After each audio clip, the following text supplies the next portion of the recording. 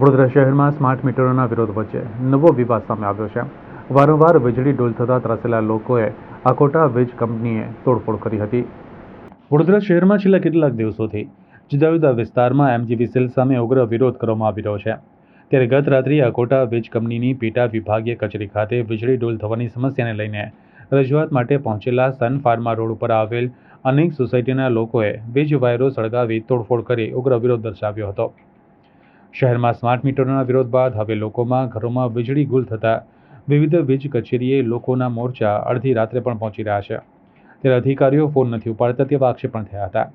ત્યારે સ્થાનિક રહીશે જણાવ્યું હતું કે સરકારે જે જીએબીનું ખાનગીકરણ એમજીવીસીએલ, પીજીવીસીએલ, ડીજીવીસીએલ સાથે કર્યું છે તે ખૂબ જ ખોટું પગલું ભર્યું છે. અમારી સોસાયટીમાં રોજ લાઇટો જાય છે, પરંતુ સમસ્યાનો કોઈ ઉકેલ આવતો નથી. વારંવાર વીજળી ડોલ થતાં ત્રાસેલા સ્થાનિક રહીશોએ આકોટા વીજ કંપનીએ તોડફોડ કરી હતી.